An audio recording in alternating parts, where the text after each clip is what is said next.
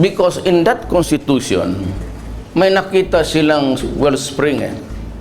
And that is the appropriation. For as long as the President has to ask money from Congress, specifically from the lower house, wala ka talagang magawa. Every time that you do it, they would say, we will impeach you.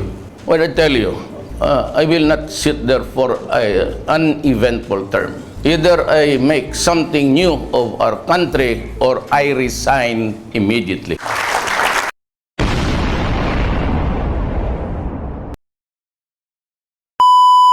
If elected president, what is the very first thing you will focus on? I'd like to lay a predicate first. I am running for president, and I never wanted to be one, actually. But if I get elected, then no.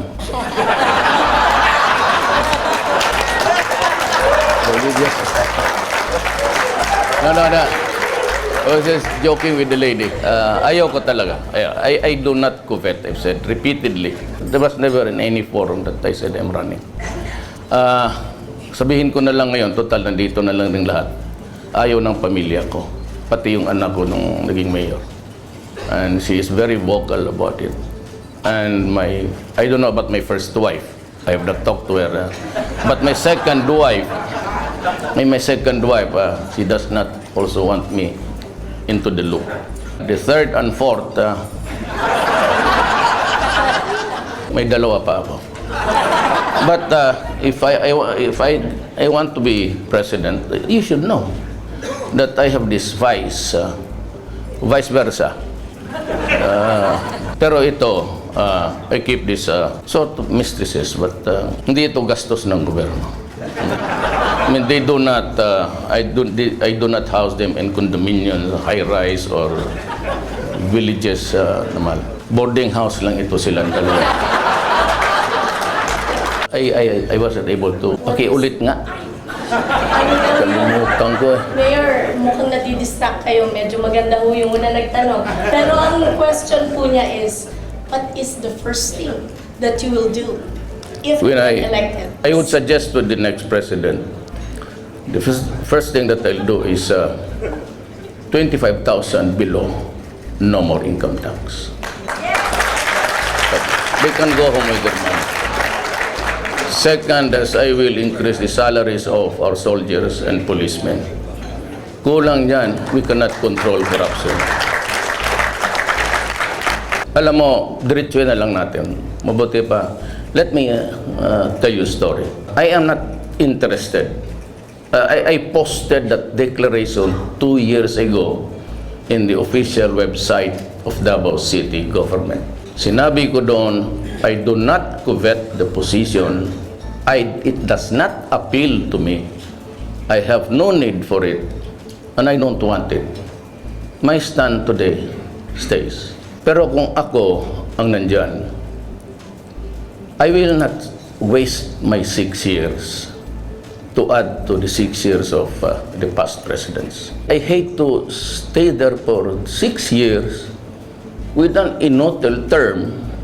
Tapos sabihin ko lang niya after 6 years, ladies and gentlemen, my beloved countrymen, I did my best. But just the same, like the others, my hands are tied.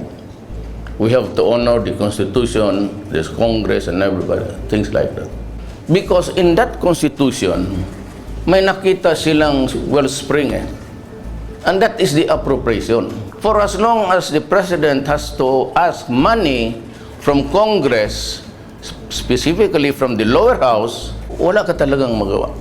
Every time that you do it, they would say, we will impeach you.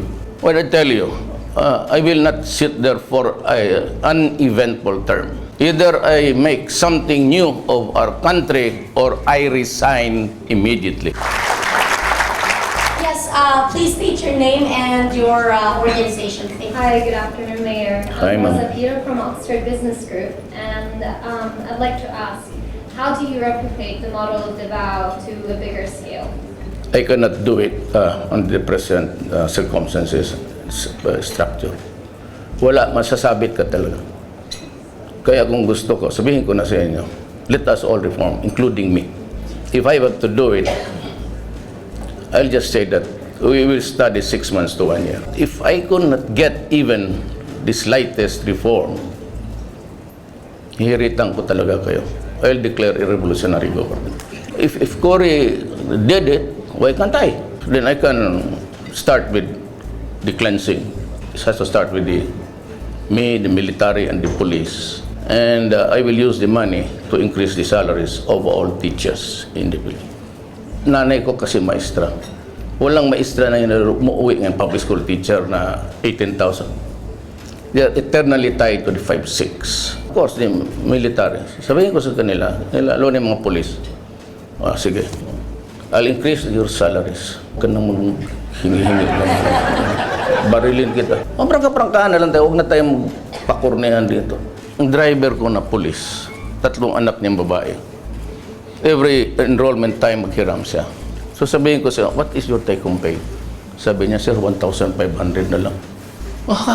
Gamitan mo lang ng 1+1. Alam mo talaga na magkukurap yan. You have to increase the salaries. I'll give you 50,000 pa 70,000. Marami akong pera eh. Alam mo bakit? Sarado yung Congress. But I will not dismiss the employees. Tumawa pa rin sila. Mayor, we have more question. One more question. Yes. State your name. Yes, Ms. Marisa Dalmar of Buhay OFW TV, and of course, Director of VACC, Volunteers Against Crime and Corruption. Mayor, what is your take dito po sa BBL, sa Bangsamoro? Kaming taga Mindanao, we are for it. Because it might really spell the difference between existing and dying. I mean, war. Murad at one time said that if there is no BBL for him, he'd go to war. 2 months after, the president himself, in reaction to a question, sabi niya, if you do not give to Murad the BBL law, you might as well start to count body bags. Then, 2 weeks after, Deles, Siging, came out with the statement 14 issues ago sa Inquirer. There will be a bloody confrontation if there is no BBL. I think there will be a bloody confrontation. And that is why, if you allow me, I'll explain why I was going around advancing federalism. Pag wala kasing BBL, which, tanong ko, if there is one, it would be watered down heavily. So that would not be acceptable to them. So there would still be trouble. Itong federalism was a brainchild of Kanoy, Senator Pimentel, the father, and Lito Osmeña, the governor of Cebu. Sila yung mga early exponents niyan. Pumunta sila sa akin, sabi nila, Rod, ikaw may yung pinakabata dito sa atin. Sabi niya, 50 ka lang siguro eh. Sabi ko, yes sir. 50 years old. Sabi niya, you carry the torch of federalism. Alam mo kung bakit ko tinanggap yan. Before Congress actually studied on it, when it was submitted to them, sa mga members, nabasa ko na yung draft. At nakita ko na yung problema. Way ahead. Given the bigotry of some people, the utter bias against our Muslim brothers. And of course, the intricacies plus the constitutional provisions there. I said, this will have a hard time to pass to Congress. Kaya kinuha ko na kaagad yung baraha. So I was going around every city. I could not go to Congress because sila ang matatamaan ng federalism. You just have to do away with the unitary type. You go federal, they will lose their jobs, power and money. So I went around cities promoting federalism sa local officials. Yun ang ano ko. At may nakita itong iba dito, ayan, sa harap ko, yung iba nandoon. Sinakyan na lang na for president. Sinabi ko, ayaw ko. So, Mayor, marami pa po. There's one over here. I'm Cynthia Carrion from the Philippine Olympic Committee and former Undersecretary for the Department of Tourism and Philippine Sports Commission. And I just wanted to know that all of us here, all I know, are clamoring for you to be the president to announce. But I would like to have the job of convincing your wives to please allow you to be president.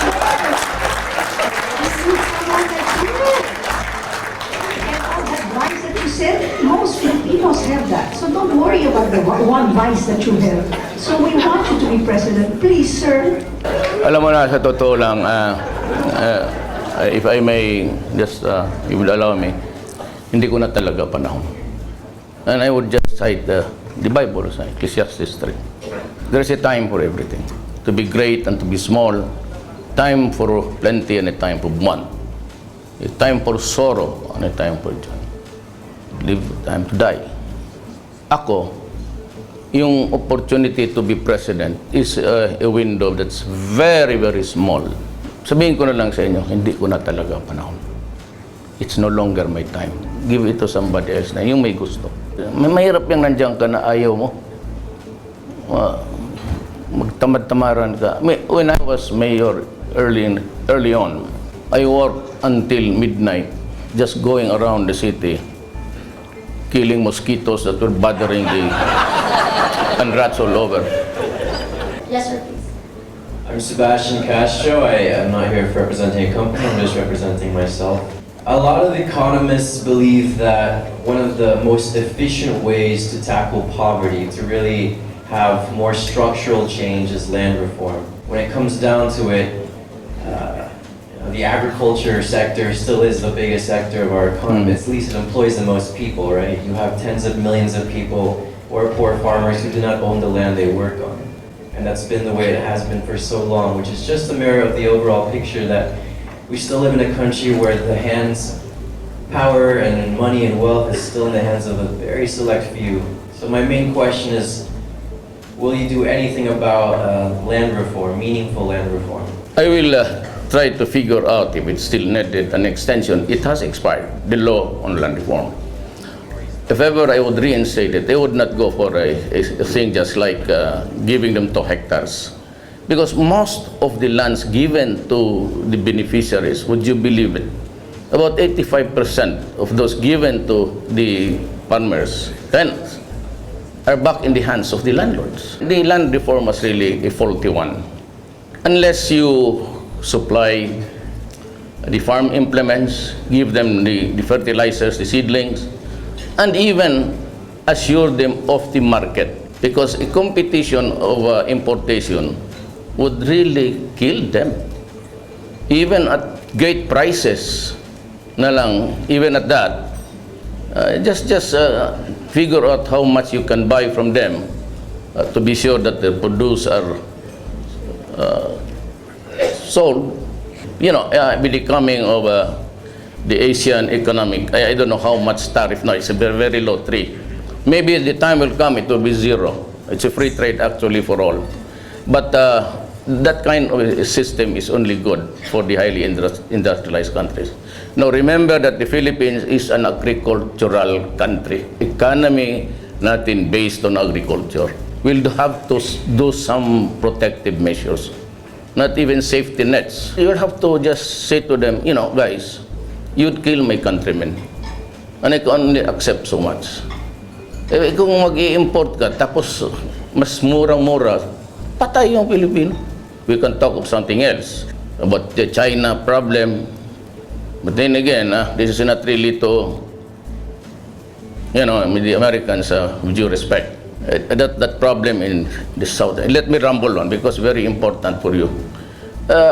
Ano yung China Sea? We cannot fight the Chinese. America will not die for us. I am very sure of that. As a matter of fact, they're already talking somewhere about closer ties. But the posturings in the South China Sea is something which has irritated the Chinese. Eh kasi yung mga maneuver military, and they would ask, to whom are you directing your maneuvers? To Vietnam? Which is just in front of us in the West. Obviously, it's against the Americans. But the Americans they have a broken spirit right now. The class hatred, the color, has emerged again, rear its ugly head. And this is something which cannot be done publicly doon sa kanila. But we know that the problems of America are multiple. 2 of them prominently is there's a class, a race hatred now. It's growing. the Confederates of the South are really adamant about the freedom of what? To talk, to fly the flag. And America is deathly afraid of terrorism. The last thing that really would do is to go into a quarrel. And even in the Europe, it's losing its grip. About the Ukraine, nothing except criticism. Now Greece is being paneled by EU, withholding aid, and Merkel of Germany seems to be standing hard.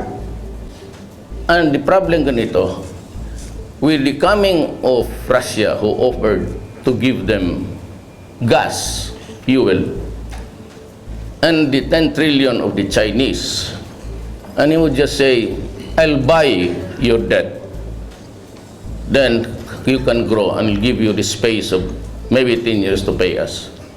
There's a growing hegemony in Europe and in Africa in favor of the Chinese and Russians. That's how it is. That's how I see it.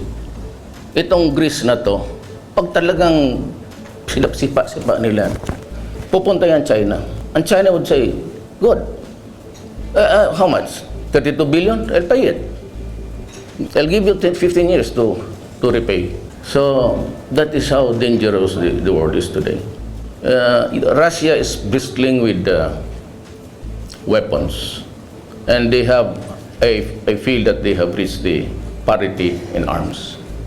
Kaya takot ang Amerika eh. Alam mo kasi, if the Americans really wanted the influence in Southeast Asia, they could have destroyed right at the beginning the airport and the islands now that are being built around. Noon pa sana inupakan, takot talaga ang Amerika. But that's to assure the Filipino spirit and the rest of the ASEAN, they go into maneuvering business. Good afternoon, Mayor. My name is Patrick. I'm a student from De La Salle University, and I'm also interning at the U.S. ASEAN Business Council. I'm tired of the atrophy in our government, and my question is, how will you inspire public servants on a national level to bring the best kind of service or top quality service to our Filipino people and bring back trust in our government? You know, earlier on sa pagka-mayor ko, in my inaugural speech, the first sentence is, I hold it an article of faith that no progress and development in this city will come if we have done not law and order. Sabi ko, we have to have peace to enable the money from the pockets of the investors to come in. Pag wala talang patayan tayo, you kidnap the bank manager, sabi ko, patay. Kaya the best antidote kasi dyan is really to create an environment where the human being with so much talent can function. There has to be law and order to inspire people to even to join politics. Marami kasing Filipino talented, but they disdain public service because of corruption. There's another one here. Yes, sir, please. Pepe Galvez, private citizen. Mayor, I believe you have a sincere and caring heart, because otherwise you would not have been able to do the kind of change and improvement you did in Davao. In fact, I believe that your sincere and caring heart goes beyond the loud wishes and whims of your spouse and your other women or whatever. So what is it really that would trigger you to run and be willing to serve our country and our people? You mentioned about my women. Ikaw, ilang iyo? Okay, kung isa lang, kawawa ka naman. Ay, kawawa ka kung gano'n. I pity you. I cannot survive with one. Pag inaway mo yan, tablag ka na yung araw na yan. Alam mo talaga, ako it's too cavalier fashion ako kasi hindi ako interesado eh. That's why I can really mouth whatever I want to say. You know, kagaya noon sa sabi nila, pinapatay ko na tapos human rights. Sabi ko, so be it. If you have the goods on me, file the case. But I have a job to do and I will do it, whatever it is. Yes, sir.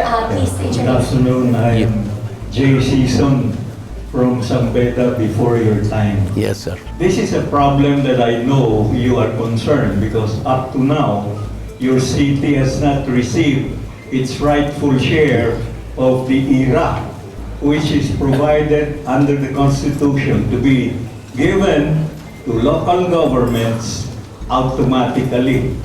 Now, will it take you to be president to be able to give all the local governments autonomy in the sense that they receive their 40% share of all internal revenue taxes collected by government? That's the reason why we should go to federalism. Because the unitary type of government was created by the Spaniards in 1521. For 400 years, when the Americans came, because we were given this country was just like a chattel, we were passed on to the Americans, they maintained the unitary type until today. You know, if you look down to Australia, it's parliament, federal. If you go still down to the south, there's New Zealand, it's federal parliament. You go up to Singapore, it's federal parliament. You look at Malaysia, it's federal parliament. You go to Japan, Diet, it's a parliament. And you go to South Korea, bigger parliament. I said if a shift to federal would greatly improve things, because then you do not need to wait for us to receive.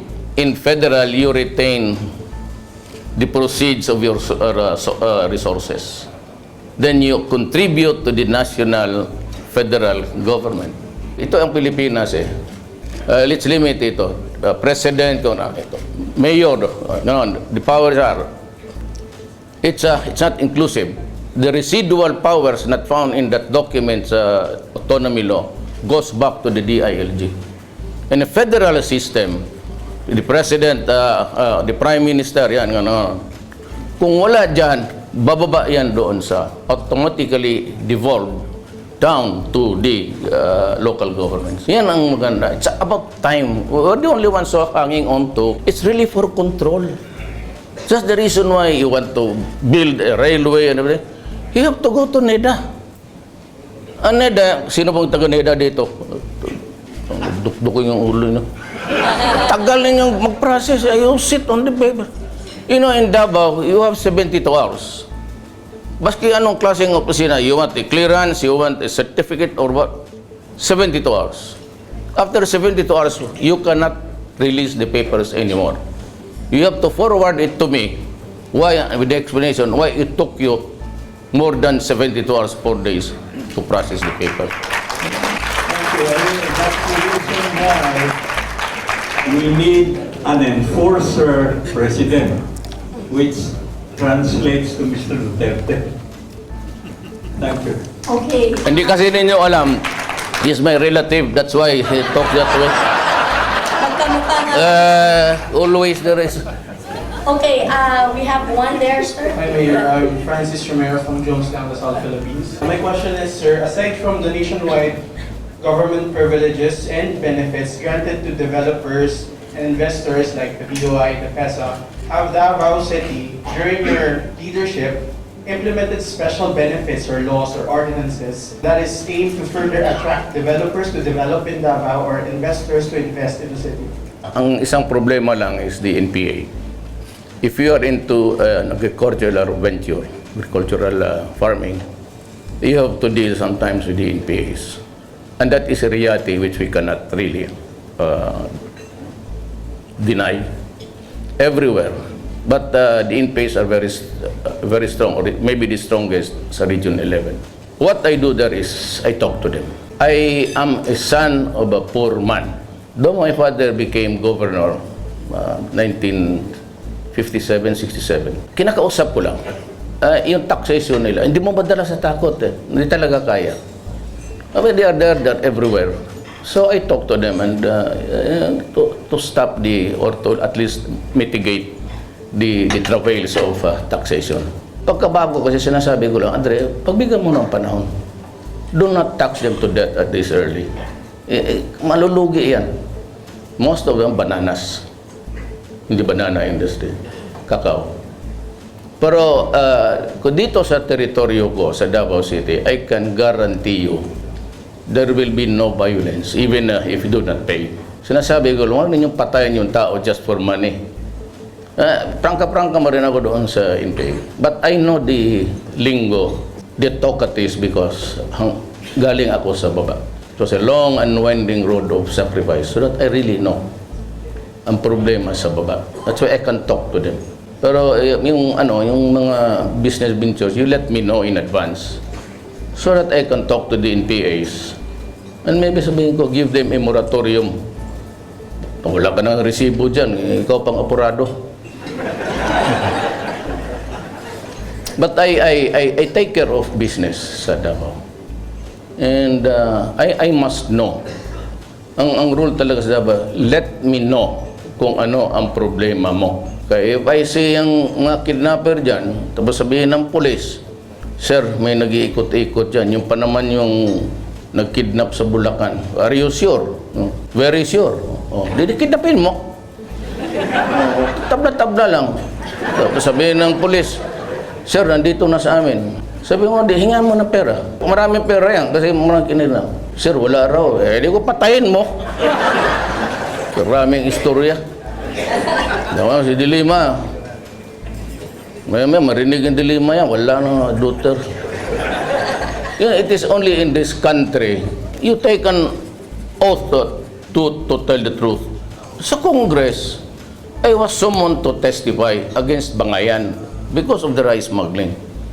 So I was, do you swear to tell the truth and nothing but the truth? Yes.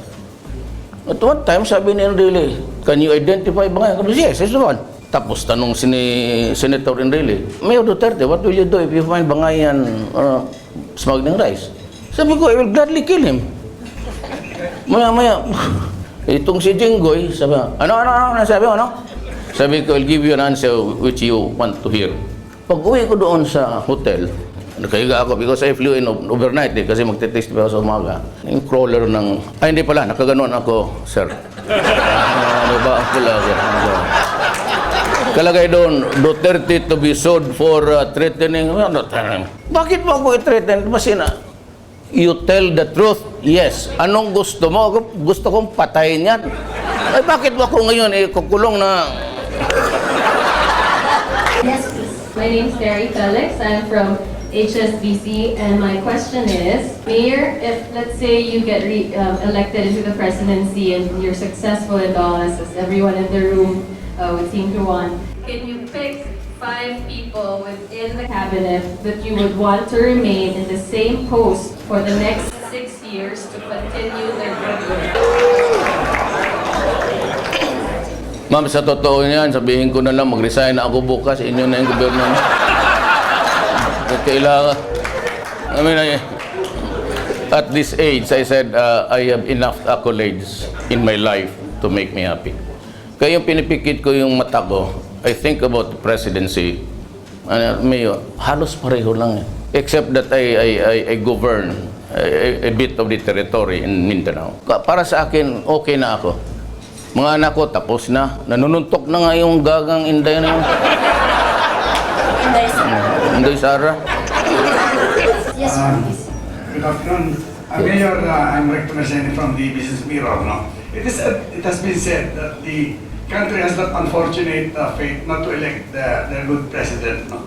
And you appear to be one of the good ones. How do you propose to overcome the tendency to elect only famous people, like those in showbiz? No? Ang ABCDE, itong D lower para DE, because of poverty and maybe the only luxury is really the shows, yung mga sine. And they identify themselves with the character that they see there. It's part of the psyche, the community psyche. Hindi mo talaga maano yan. Kasi kapag artista na, tatalon-talon na sila gano'n. It's because lack of education. We cannot hope to bring this country to the next century if we cannot educate. If you cannot educate your children. That is why I said, if I become president, I propose to stop infrastructure projects. complete those that are being done, but no new. I will use the money for mitigation sa mga kapwa-tao natin. Education really is very important. Yes, please. State your name. Good afternoon, Mayor. My name is Josephine Reyes, Rio Broadcasting Corporation, DWIC, Home Radio. Sir, the recent schedule I have in Davao to visit our radio station there, I asked our staff, if you run for president, will they vote for you? They said no, because they don't want you to leave them. And then, if you do run for vice president, who will you run with? Or if you do consider presidency, who will be your vice president? Babae talaga yan, ma'am. Actually, ganito yan eh. I think that what, pardon me if I'm too presumptuous about it, but I think that most of you came here just to listen and maybe to know whether I am in the hustings already for the president. Sabi ko sa iyo, wala talaga. I am sorry, but talagang wala sa, wala na sa, sabi ko nga, hindi ko na panahon. I never aspired for any national position, but he's still alive. After alunan, gusto ni Presidente Ramos, ako yung DILG. I said, sir, hindi ko type talaga yung national. Actually, I do not like Manila. Ano dito eh. Gulo, tapos traffic. Then, kay ERAP, sabi niya minsan, DILG or sabi niya, ikaw na lang yung customs commissioner ko na. Sos Mariosep, sir. Bigay mo yan sa iba, hindi ko type yung customs. Mamamatay ako dyan. Sigurado, papatay ako talaga dyan. Then, kay Ma'am Gloria, the last offer was Secretary of Defense. Nandiyan si Colonel Esperon, General Esperon. Gusto ni Presidente Arroyo nung I'll take over from Norberto Gonzales. Ayaw kasi ng mga military si Norberto. I don't know, but he's a good man. And itong Pinoy, to the day that he took his out of office, there was really no secretary for local governments. And I said he will just hang on himself to the position. So at that time, Ochoa was calling me if I could DILG, sabi ko. Ayaw ko. Vice President, wala akong ganawa. Kung ako ang Vice President, I will cabal with some military men. Patayin ko na yung Presidente. Bakit pa ako maghintay na